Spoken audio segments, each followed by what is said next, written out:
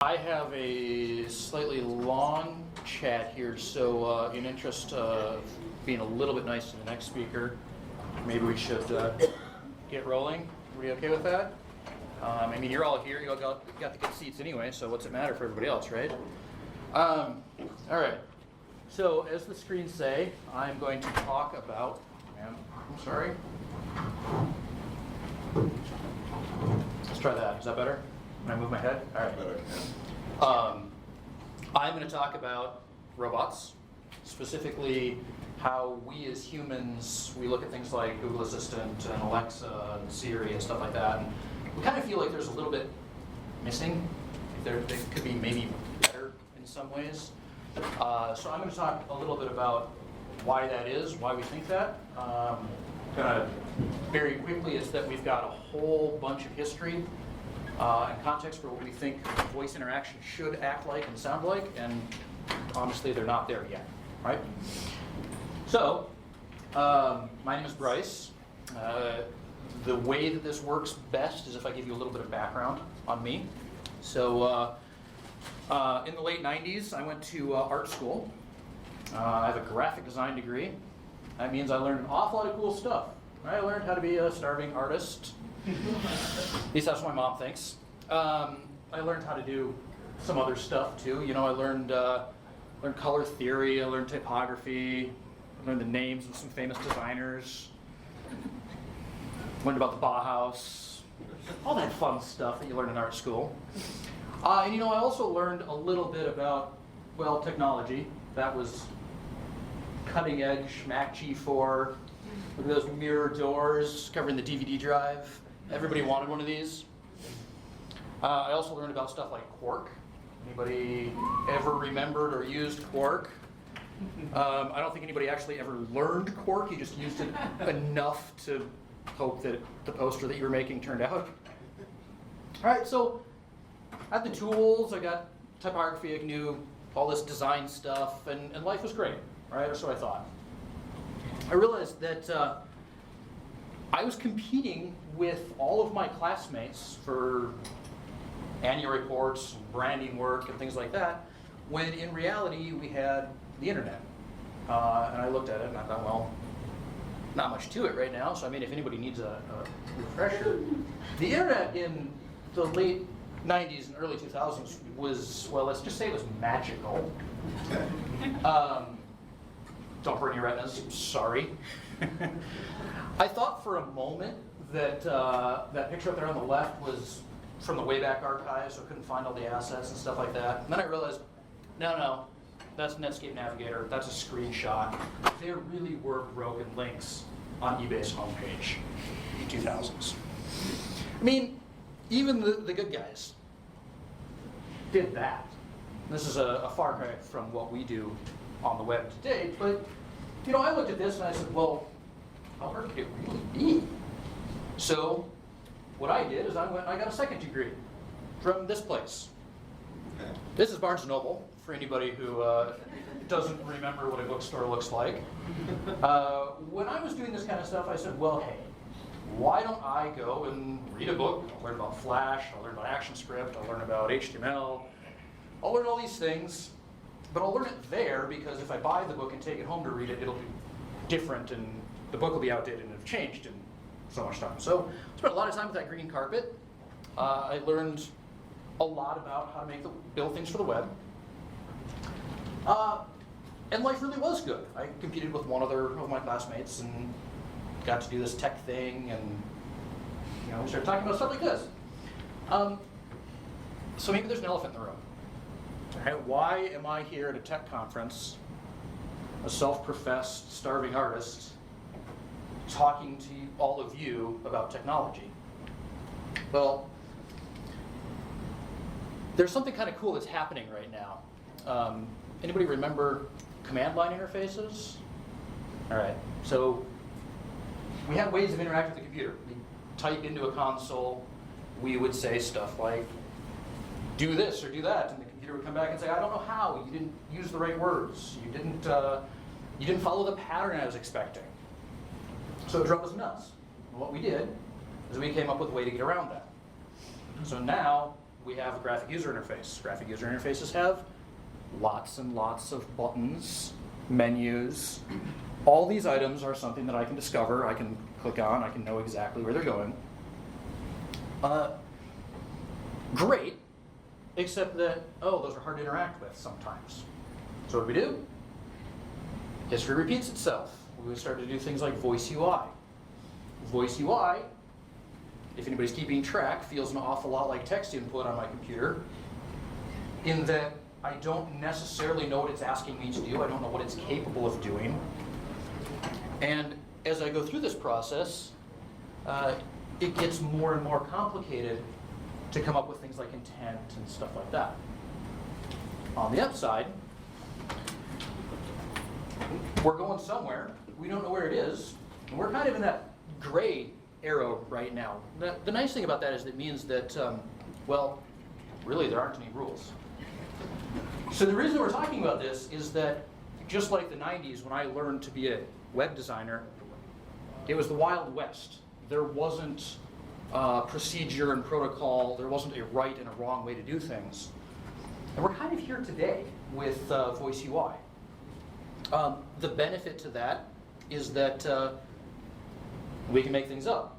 The downside is that, well, we can make things up. So as I was starting to get into voice UI, I thought a lot about how that would work and why it mattered and things like that. And I realized that I already had a place to learn this stuff, and I didn't even have to go to Barnes & Noble to get it. I mean, we've got roughly right now 100 years of science fiction history of people creating these voice interfaces with robots and programs and things like that. I mean, we've got, we've got Ridley Scott, we've got George Lucas, we've got some Matrix, 2001: Space Odyssey.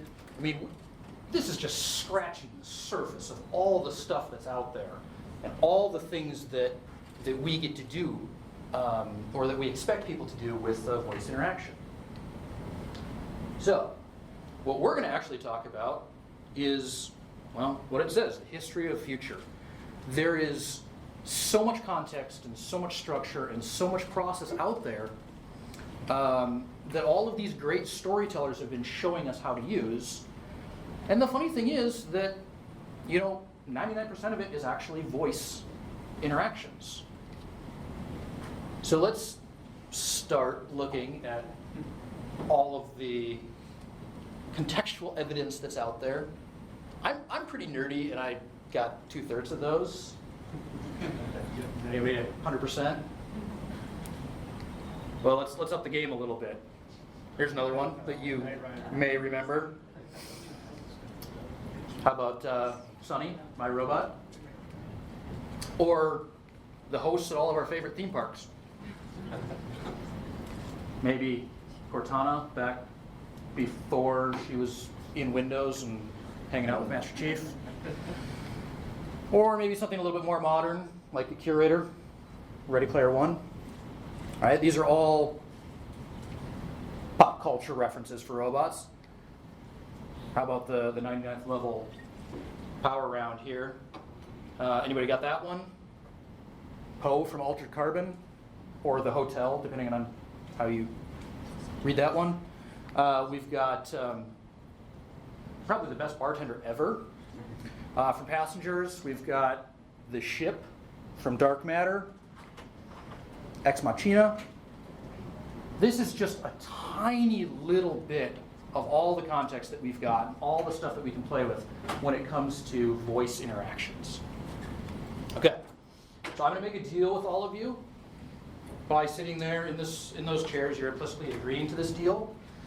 The deal is that regardless of what the topic is, whether it's computers or AI or assistants or Tron, I don't really care. I'm going to call it a robot for the sake of this conversation so that it's a little bit easier to keep track of what we're doing. Okay? Hey, I'm getting nods. You all agree to my terms. All right. Well, when we talk about robots, obviously we have to talk about keeping them safe. So let's talk about the 3 ways that we are taught that robots interface with humans and that we interface with them. First one, this one's pretty obvious, but robots kind of like it when they look human. This is partially because a lot of robots throughout science fiction are played by human actors. But even when they're not, we start to add in human features. Human features make us comfortable, they help us to engage with something, they create empathy. Johnny Five did not need to have those little wavy eyebrows. I'm pretty sure that radio waves don't care that much which direction they move and when. But we've got him, right? In fact, we see faces everywhere in everything we do. Does anybody think it's funny that that little guy right there looks exactly the way I feel when it goes off? You know, or maybe Thomas the Train is going to show up right around here at some point. This is what humans do. We worry that stuff around us doesn't feel enough like us, so we start to impose the look of humanity on it. Now, in most cases, that's a really good thing. But there's this the super smart guy, Mashiro Murray, who was a psychologist. He talked a lot about what that really does when we make a robot look like a human. So basically, he's got this thing, he calls it the uncanny valley. And our empathy with that character or creature increases until it gets creepy. And then the cool thing about a valley is it's got two sides, so we go back out. And as we get further out of that other side, we get past creepy and we get back to really something you empathize with. Okay? Look at an example here. Anybody empathize with that guy? I mean, he's got some good points about society and stuff, but this is a beer-drinking robot. We don't really care. But it gets a little better when we start talking about Sonny. Sonny's got facial expressions. Maybe you believe that he can feel fear. Maybe you don't. I don't know. But we're starting to become more comfortable with this. We're starting to empathize with Sonny. Then we get to the creepy. We got data from Star Trek. I really wish that they'd give him a tanny lamp of some kind. That creeps me out, right? But we're in a valley, so we get to keep going. We get to go out of this. Now, spoiler alert for anybody who hasn't seen the first season of Westworld. Close your eyes now. Okay. I did not choose that picture randomly because this is a human actor portraying a robot. We all think very differently when we say gun to his head. I mean, theoretically, can't die. Bernard can't die, right? But that bothers us when we see that gun because of this uncanny valley. It's because of how much it looks like a human, we start to get bothered. Okay, so I know this is a voice UI talk. If you've got voice UI, how do you make your voice look human? One option is mascot. I don't always recommend this, but this is an example of a mascot that kind of embodies the brand feel and things like that. One option, okay? There are many others. I will leave it up to you to come up with how many other cool ones there are. Well, we talk about what a robot sounds like. Now, when you think about humans and how we sound, there's a lot of things that really make us feel and sound human. So hopefully this isn't too loud. Sorry about the mess. I've really let the place go since you killed me. By the way, thanks for that. Sarcasm self-test complete. Oh good, that's back online. I'll start getting everything else working while you perform this first simple test, which involves deadly lasers and how test subjects react when locked in a room with deadly lasers. Hello, Portal. If anybody hasn't played that, it has some of the best story and sound design I've ever seen in a video game. But one of the important things there is that sarcasm is actually a human measure of intelligence in many cases. We think that something that's sarcastic has a lot of life history and a lot of wisdom. So we think about it differently when it's sarcastic. Additionally, we look at things like humor.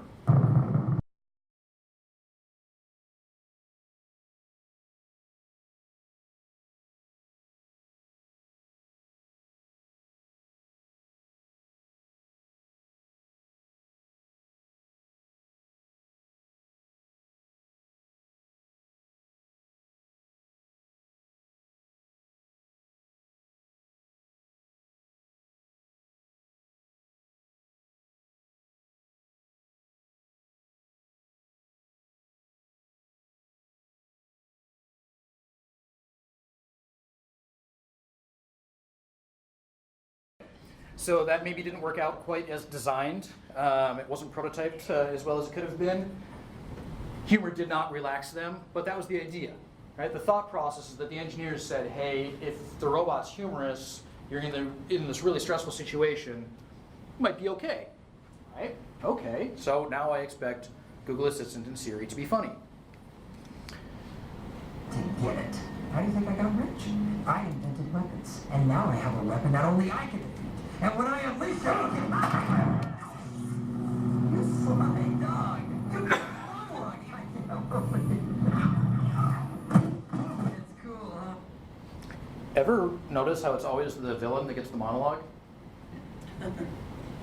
The more we talk, the more other humans believe that we are trying to convince them of a point that we may or may not be sold on ourselves. Right? So brevity in something like an assistant is really an important thing. And finally, I am speaking of human-side relations. notice how stiff and formal that was? Almost to the point of being painful. See, humans don't talk that way. Humans, actually, do we have any grammar nuts in the room? How many of you get emails that drive you insane because somebody said something a certain way or wrote something wrong? We as humans talk quite badly. In fact, the President of the United States believes that bigly is a word. It's not. But we talk like this and we act like this. Anybody learn a second language, especially a language that has a lot of like a formal and informal part to it? We're almost always taught the formal side of this language. And you go and you talk to a native speaker of that language and they think that you think too highly of yourself or that you think there's something wrong with them because you don't use the informal versions of this. So humans, we're not very formal. We use contractions, we make up words. We do all these things that make us feel, human, right? And then, well, I guess human actors act human, right? But what does that mean? Well, humans, we're emotional creatures. Just think about how much emotion you gain from words, phrases, pictures, things we see, things we say. There's some research really recently that shows that people can actually, from the tone of your voice, can hear if you're smiling. Anybody ever have a customer service job where they said answer the phone with a smile? Yeah, they weren't actually trying to make you think that the company was that amazing. They were onto something where you really did hear what was going on, and that the timbre of the voice changed things. So take a listen to this and see if you can pick out the emotions.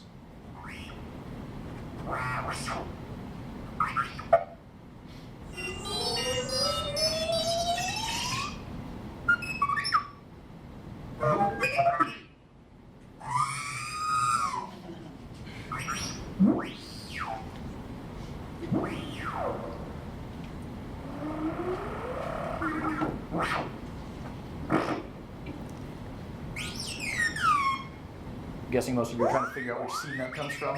You're picturing this in your head.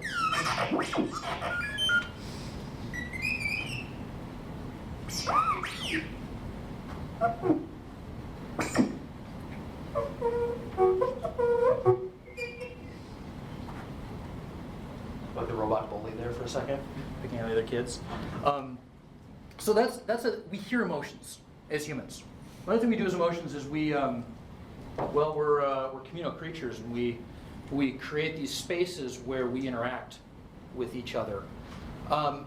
What's really interesting about a communal space is that one of the ways we gain trust in a communal space is that we provide a service.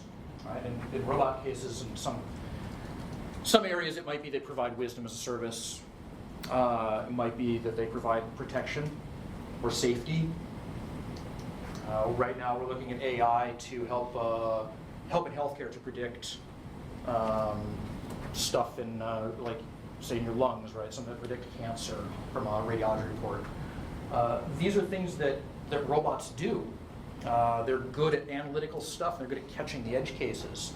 They're good at making things faster and easier and smoother. And so this is kind of how we look at robots becoming ingrained in society. Now,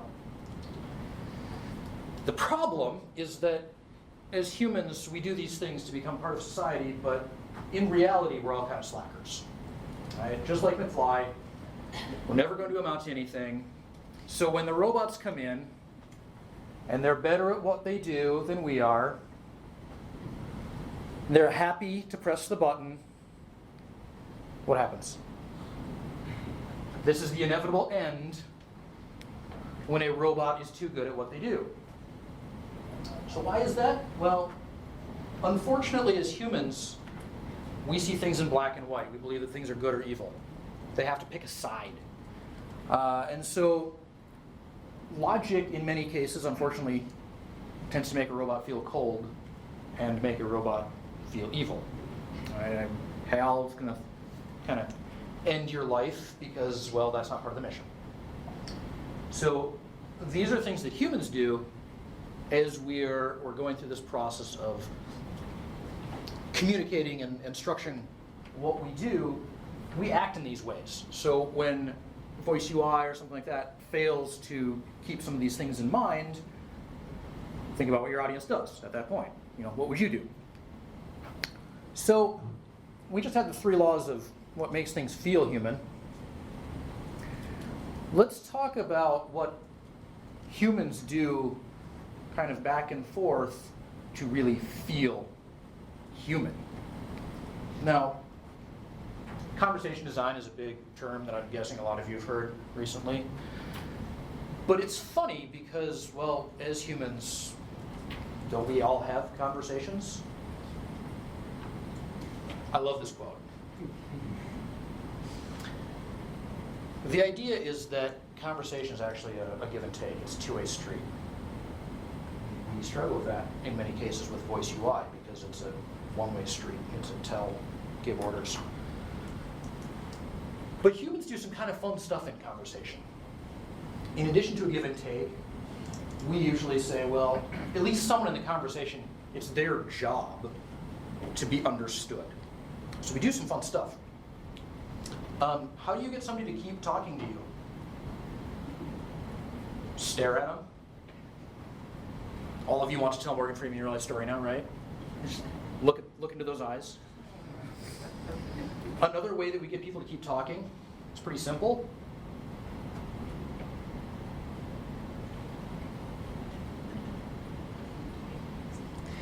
See, it's getting uncomfortable. Somebody wants to fill the space. Somebody wants to talk. These are things that we do as humans.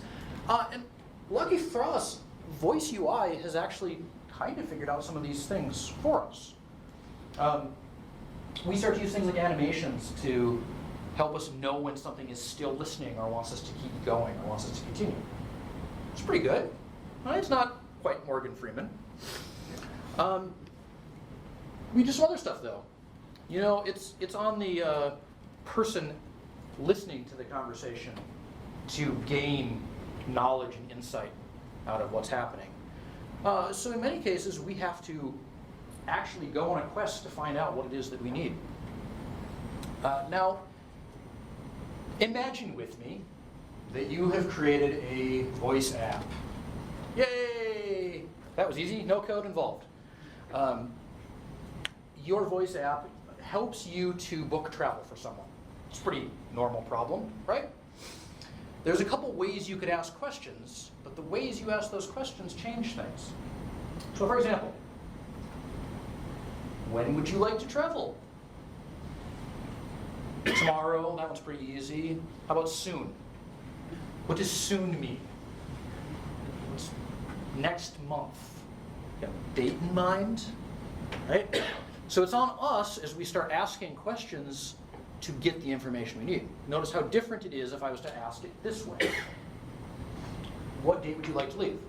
Now, as a developer, thinking like a computer, you have a real input, a real intent, and a real structure that helps you know exactly what you're going to get out of that conversation. Okay? So there we go. That's a big one. Ask follow-up questions, but ask follow-up questions in such a way that we get the information that we need. Next, as humans, well, we like to offer our suggestions, our opinions. So, I'm guessing that all of you have brushed up on your medieval culture. Okay, so help me out here. Things that float in water. Anybody? Yeah. Bread? Churches. Apples. Ah, apples, yeah. Wood. Small rocks. A duck. I like that one. The cool thing about suggestions is that they start to give us context and structure for what we can do with this information. Right? So, back to our medieval culture.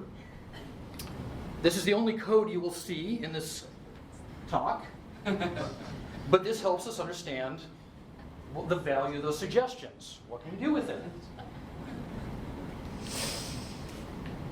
Finally, as humans, well, in addition to asking questions, we're pretty bad at maintaining that database of information the way a computer can. So we constantly ask questions. You know, I go to a party and people ask, who am I? What do I do? Or maybe, you know, there's a health emergency. Is there a doctor here? This helps us as humans know who to address for what and how to engage with them. And these are the same kinds of things that we need to allow voice assistants to help us with. When we do that, it's unfortunately very easy to create walls around things. I don't know about you, but my experience with voice assistants inevitably ends with, sorry, I don't know how to help you with that. All right, now, we could say that's a failure of the system or the database, or it's a failure of me for what I'm asking. But imagine if instead of doing that, if we gave a structure or a process that we put in place that helped mitigate that problem. So let's go back to our travel app. Let's say that our travel app is really good at booking hotel rooms. It's feasible, right? But it's one of those things where I go and I travel, in addition to my hotel room, I'd really like to know where to book dinner. I'm hungry. Seems straightforward, so I should be able to ask my app for dinner recommendations. Now, I could say, sorry, I don't know how to do that. Or I could say, you know what, I don't know how to book dinner reservations, but I'm excellent at booking hotels. See the difference there? Pretty simple, but now what I'm doing is I'm acknowledging that you had a question, and I'm also acknowledging that I can't do anything about it, but I'm telling you what I can do and what I'm good at. Right? These are things that humans, we do this all the time. Super simple, super straightforward. But in many cases, robots don't interact with us that way. As humans, we get most, if not all, of our knowledge from our environment. It's cold in here, it's snowing outside, the chair you're sitting is hard and uncomfortable, which makes it so much more fun to sit here and listen to me.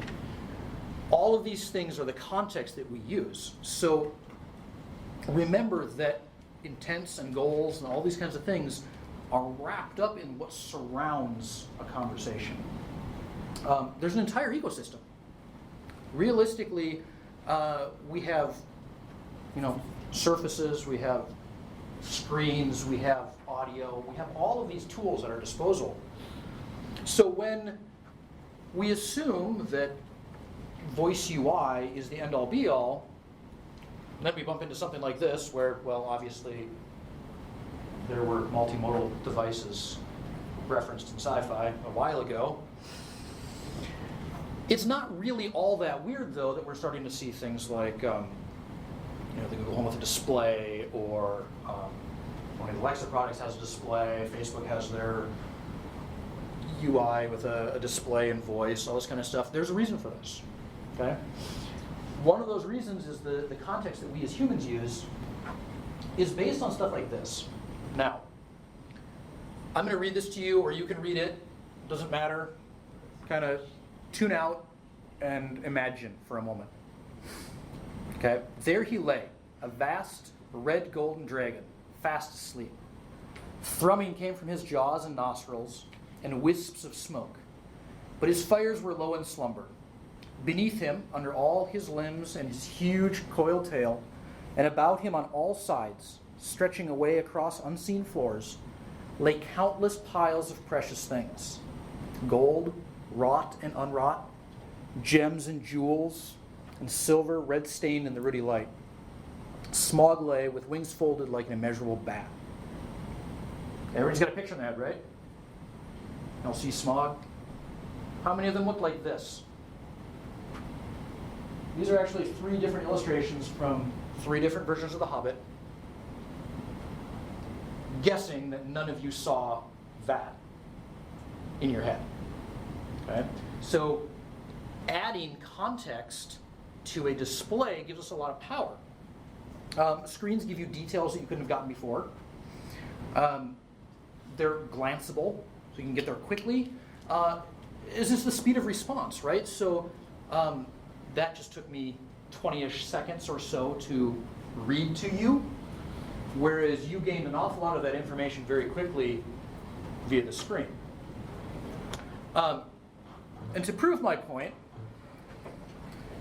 let's see how quickly you can get my meaning or understand what's going on when I say, you know what, I want to go outside tomorrow, or actually Monday, but I've heard this. And you know how that makes me feel? Well, yeah, like that. Notice how fast you all got that? It was pretty easy, right? These are things that we need to pay attention to when we're using a voice interface. These voice interfaces give us a structure for how we process information, but they don't always give us the right mechanism and the right vehicle to do it. Okay? And then finally, this one is contextual, but all too often we think, well, hey, voice interface, it should probably be talking to me all the time. Now, for the last couple of years, I've been working in healthcare. We're a healthcare-centric area here. So anybody know what HIPAA stands for? Got a couple up there. It's the Health Insurance Portability and Accountability Act. There's not privacy in the name, like we all assume. But it's the idea that we're not supposed to be sharing this information everywhere. Okay, so if you have a voice assistant in a doctor's office, say near the waiting room, and it's suddenly broadcasting to the world about that crazy rash you picked up over the weekend, how does that make you feel? These are things we actually have to teach robots as to how to be contextually aware of these kinds of things and to understand when it's not appropriate to share. Okay? So we've talked about a lot of the stuff that we as humans do. Most of this, a spoiler alert, it's pretty rare in sci-fi to get this all built in. But it does happen.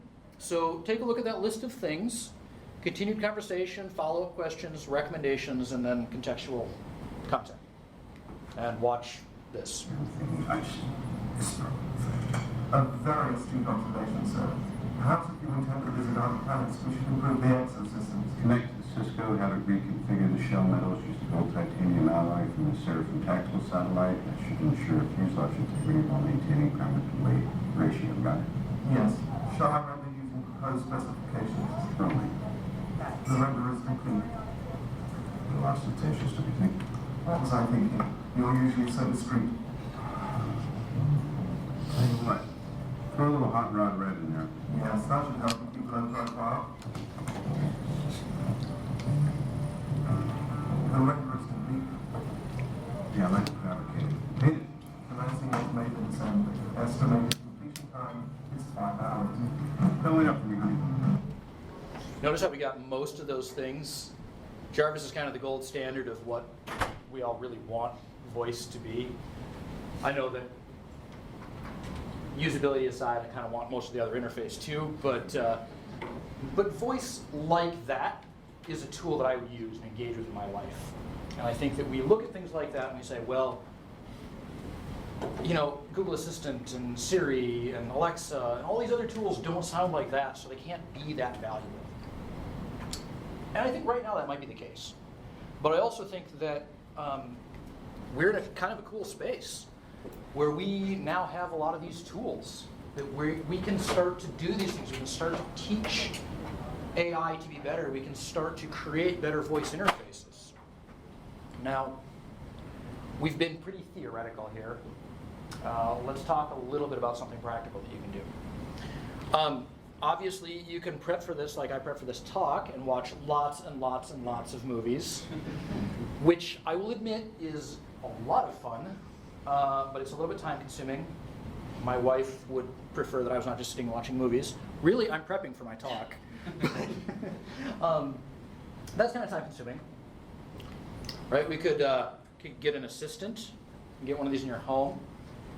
The assistant is easy to talk to as saying, "Hey, Janet."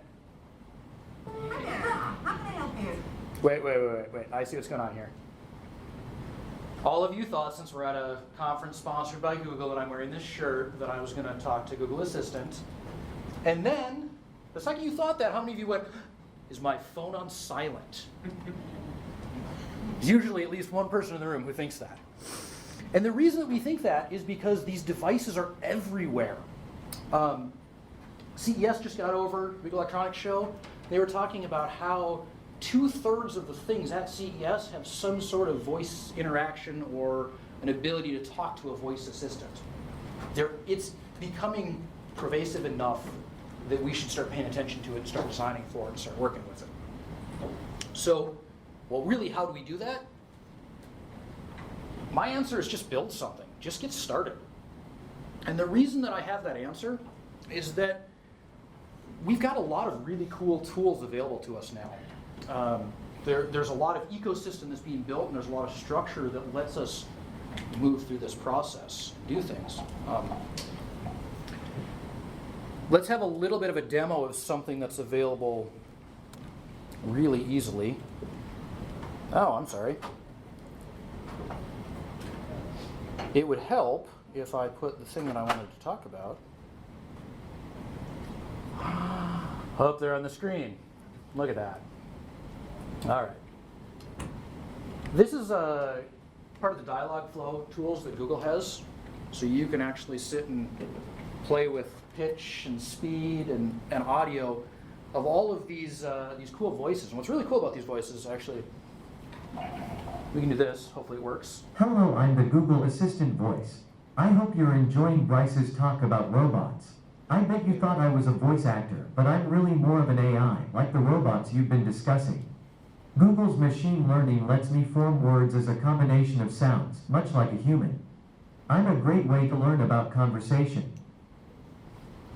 This is kind of cool because it gives you a structure for how we can engage with these things, as well as a way to learn a lot about this stuff. I will make this deck available to anybody who wants it later, so you don't necessarily have to copy all those down. But Google has a lot of tools that make creating actions extremely easy. You can get started. There's code walkthroughs. There's all kinds of stuff like that. Amazon is doing the same kind of thing. Their Alexa.design has a lot of design patterns, a lot of conversational information, structure like that. Apple is working on some stuff with Siri. It's not as advanced in any of these things, but you can still do it. And then down at the bottom, there's a couple of podcasts that I highly recommend if you're interested in any of this stuff.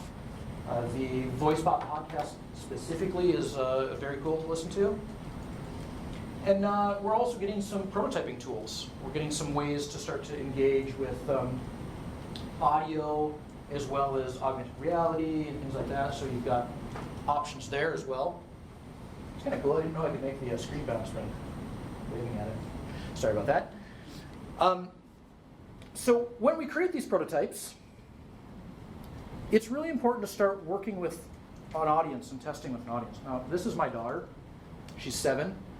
This was the first day of 2nd grade, I believe. But kids are a super great voice UI test subject. Now, don't pay them because that's child labor, so pay their parents. But try to find kids to talk to and interact with. Now, here's why I think they make such a good tester. My daughter has conversations with things like the Google Assistant, and where I get mad at it because it doesn't do something that I thought it should do, my daughter doesn't get mad at it. In fact, she tries again. She says the thing that she wants differently. She slows her speech down. She does all these things that I realize she uses in the world of adults to try to help her learn how conversation works. And so she assumes, I assume that it's broken. She assumes that she doesn't know how to engage with it.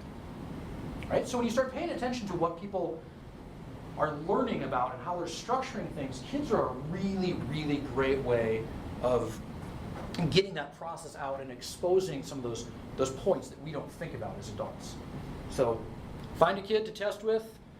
Don't borrow one. That's frowned upon. Okay. We've got the Wizard of Oz here. Now the Wizard of Oz is a very traditional prototyping and testing process where essentially you create a fake interaction. Maybe it's a chat screen with a person chatting behind the curtain. But think about ways that you can test this stuff in environments that you already have access to. And in fact, as you're thinking about that, pay attention to this too. Okay, it's now painfully clear. The adults are Whoops, I'm sorry. Okay, it's now painfully clear. The adults are definitely paving the way for an invasion by the saucer people. You fool! Can't you see it's a massive government conspiracy? Or have they gotten you too? Why are you guys jumping to such ridiculous conclusions? Haven't you ever heard of Occam's razor? The simplest explanation is probably the correct one. So what's the simplest explanation? I don't know. Maybe they're all reverse vampires and they have to get home before dark.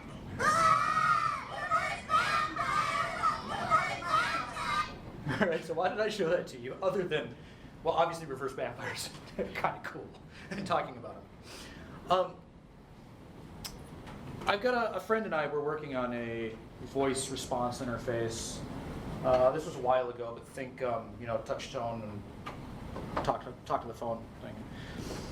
Sat down and I'm like, well, there's all these cool new tools, and I could start building out a chat interface, or we've got a tree structure. We can start like creating these responses and doing all this kind of stuff. My friend's really quiet. He's just sitting there. And finally, he does this. He's like, maybe we should just have him call us, and we could read off a script. And that kind of caught me. And I think it probably catches a lot of us as technologists and designers. We like to geek out on all this cool tooling that we have available to us.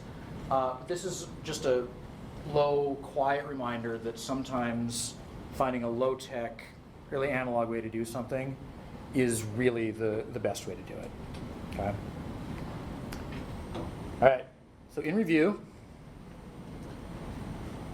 faces are extremely powerful for emotion, for communication, and for empathy. Think about how to use them. We are bad at talking. I'm not asking you to make your robot be bad at talking, but at least understand what that means when you create something that might be too good at talking.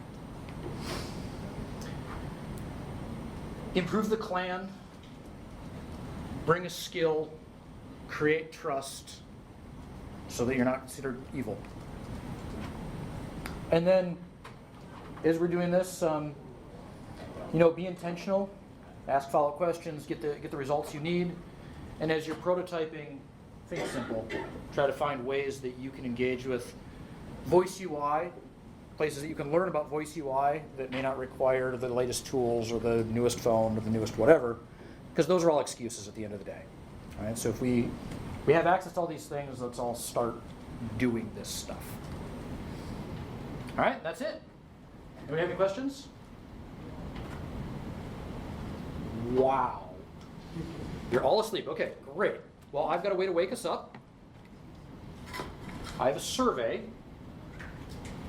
If you go to that link, you'll get a very short, very easy to fill out survey.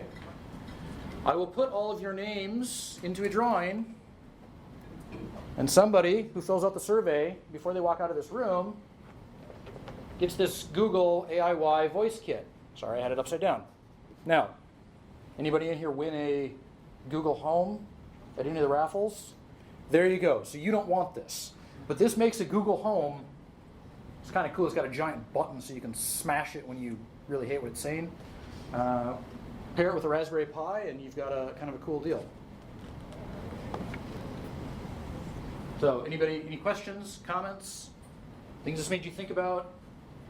Favorite sci-fi that I missed? I'm sure I got everybody's favorites.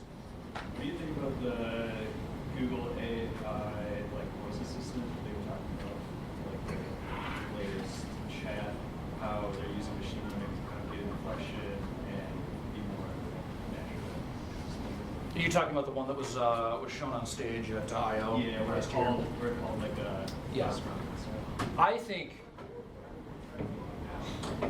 whether or not that passed the Turing test right there, I think that is a acknowledgement that being human makes this whole thing work.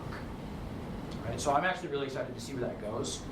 I'm hoping that it's more than two ways, right? It's understanding my intent through what I say, just like being able to communicate back.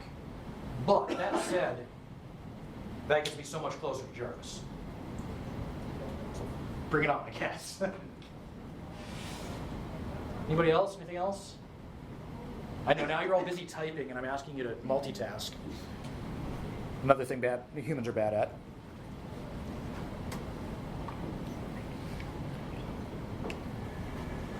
You're going to win it, aren't you? I already have like 3 minutes. I'll check out your survey. Thank you. Anybody else? Any other questions, thoughts, comments, complaints? I'll take those too. I mean, no? I actually have a complaint. Awesome. You said that we will not feel anything for Bender. Who is You don't feel you feel for Bender? Yes. He is. Explain, please.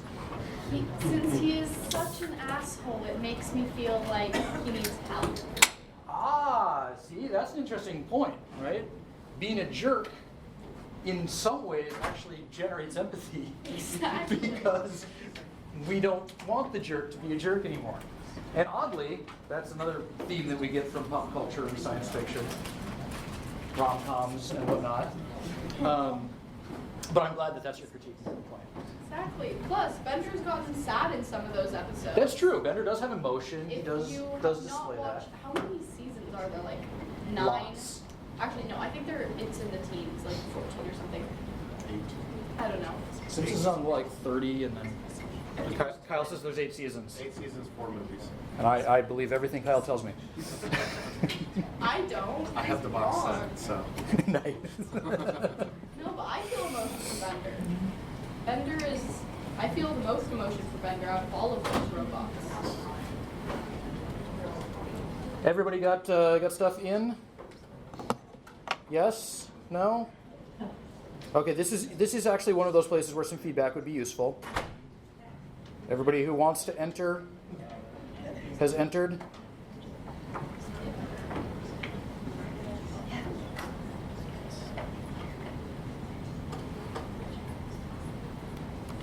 All right. I'm not ashamed to say that, whoop, there's my mouse. I'm not ashamed to say that yes, so I have stolen this from your dad. At least someone. I'm sorry, that's really kind of annoying, isn't it?